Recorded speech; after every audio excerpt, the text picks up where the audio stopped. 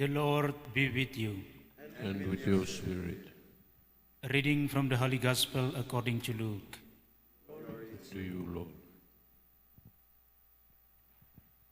On a Sabbath, Jesus went to dine at the home of one of the leading Pharisees, and the people were observing him carefully.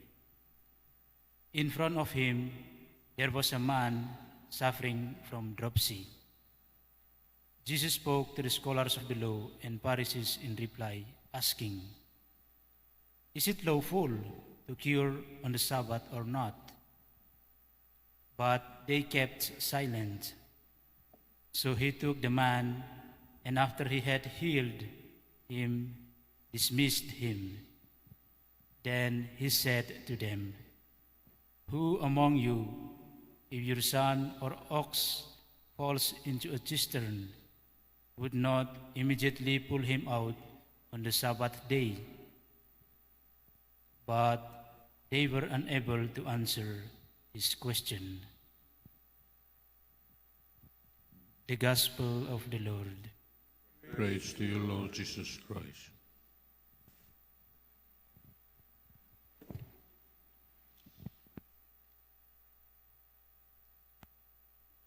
In today's Gospel reading, we hear, on a Sabbath, Jesus went to dine at the home of one of the leading Pharisees, and the people there were observing him carefully.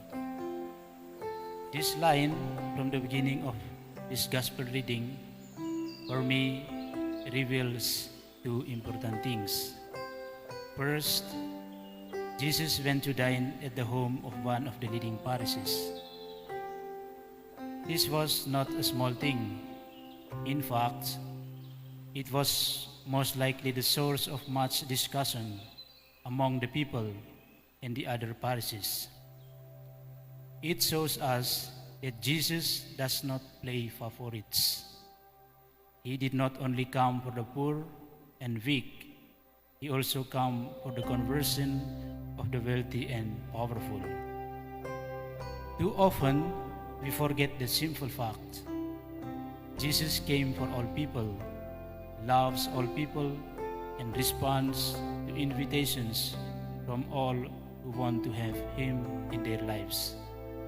Of course, this gospel passage also reveals that Jesus was not afraid to come to the home of this leading Pharisee and challenge him and his guests so as to move them to a change of heart. In the same line, Jesus also invites us today to a deeper sense of who we must be as Christians.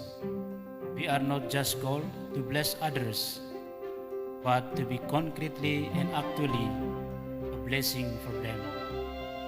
This means that there is no time or circumstance, even Sabbath, that exempts us from being God's helping hands for others, especially those in need.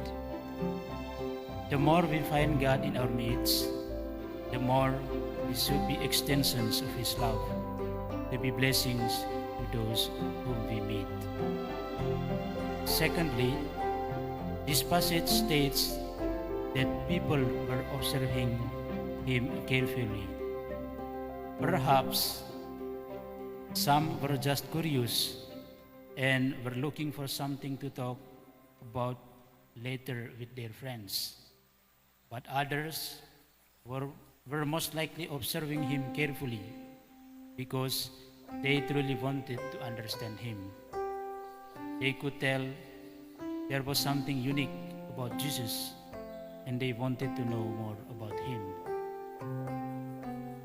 These two lessons should encourage us to realize that Jesus does love us and will respond to our openness to His presence in our lives.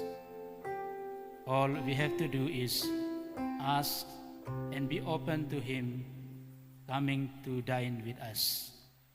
We should also learn from the witness of those who were observing Him carefully.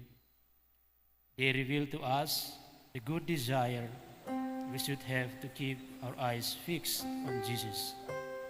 Though some who observed him carefully turned against him and mocked him, there were others who observed him carefully and embraced Jesus and his message.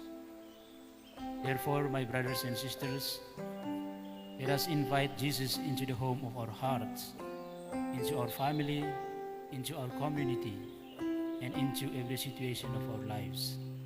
Know that He will accept any invitation we offer.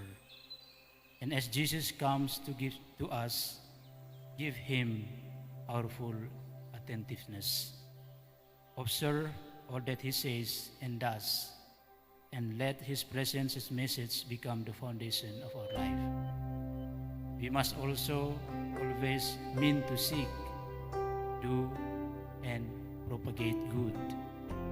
If our words and our actions are truly blessed and are blessings of good for ourselves and others, we do not just prepare well for the coming of God, but we bring about the presence of God in our own lives and in